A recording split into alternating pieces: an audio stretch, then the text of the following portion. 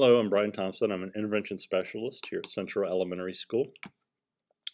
And today I'm going to be talking to you about the 5 components of reading. I'm going to talk a little bit about assessments, data tracking, and how we can support our students and teachers in the reading process.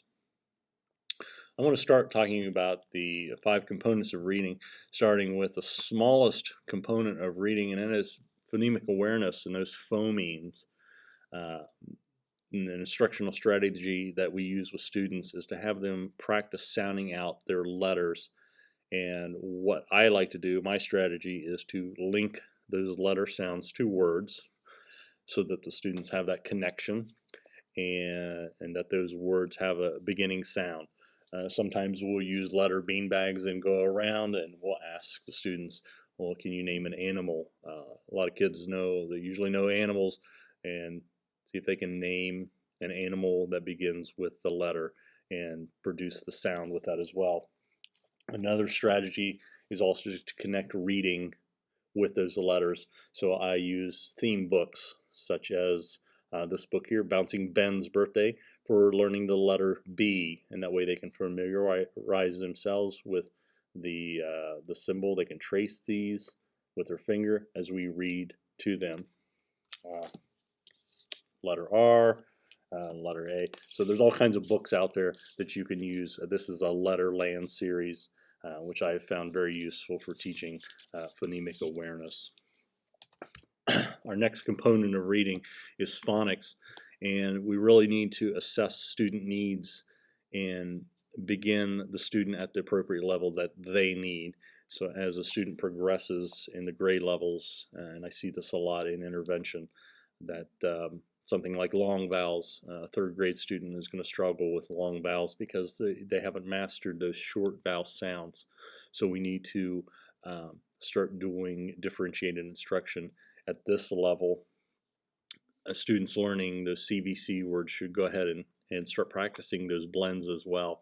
And one thing that I have used, another resource, is this book here, How to Plan Differentiated Reading Instruction.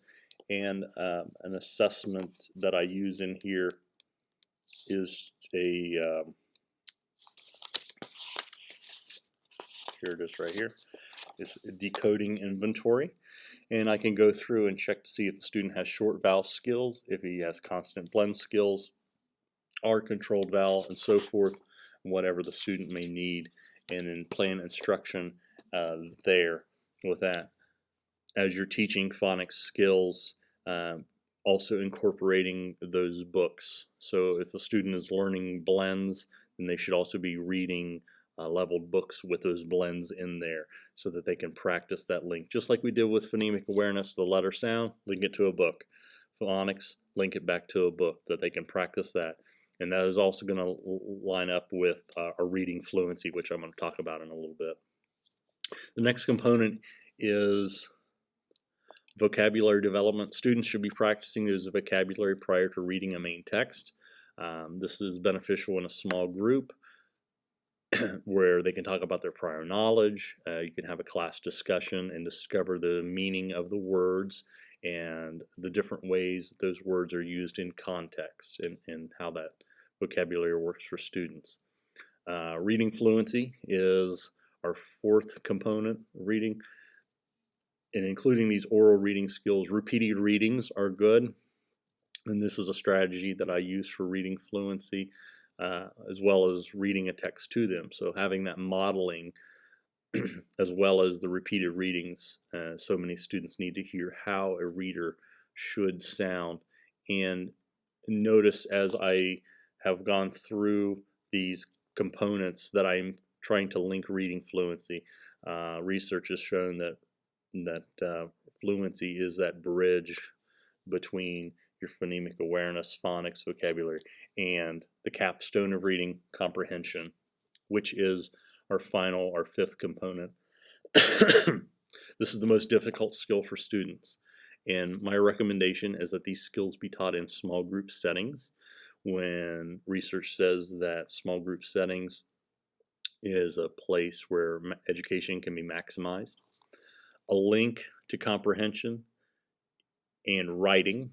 So this is where my writing strategy is that you have the students write about what they are reading, and research suggests that this is a promotion of learning as well. Simple book reports, retelling of stories, have students giving their opinions, especially the children in second and third grade that need to be doing opinion writing.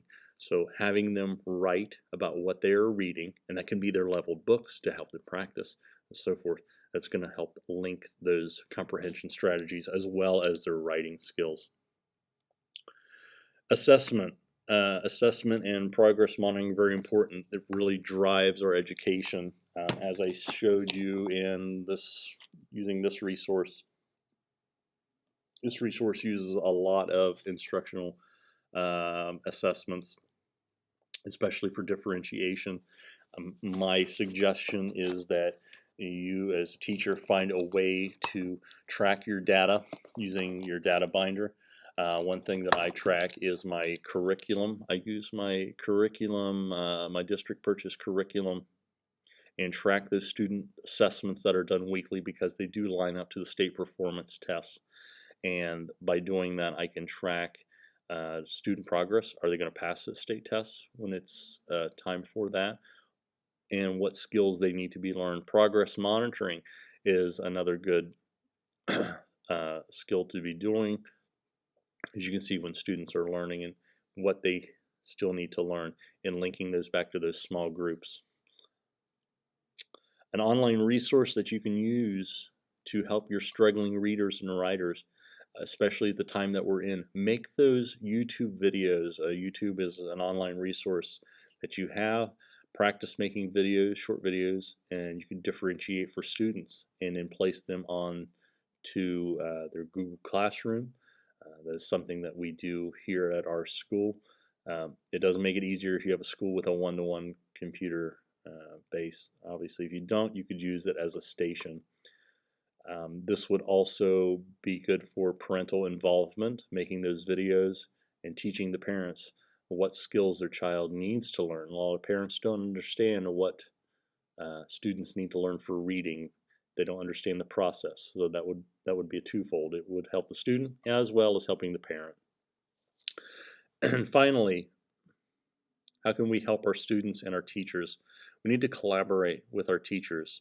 I've found in my practice that a lot of my intervention specialists do not know how to teach reading, and they struggle a lot with those components. So they need to have that open door of coming to the reading specialist who is properly trained to ask questions and have those workshops to learn the skills that they need to, and following their district curriculum. A lot of times teachers are not sure how to write. Writing is a big thing I've found that teachers are not comfortable with. Then they need to learn how to teach those parts of speech and how to teach writing in such a way that's going to engage and benefit the student. And finally, the literacy specialist can support our teachers by helping our teachers become inquisitive about their teaching practice. And this is probably easier with newer teachers than it is with a teacher who's been teaching for 30 years. Sometimes they tend to be set in their ways. But as teachers and educators, we should be inquisitive about the work that we do, looking at our data and thinking ahead of how can I do a better job at this. Thank you for your time today.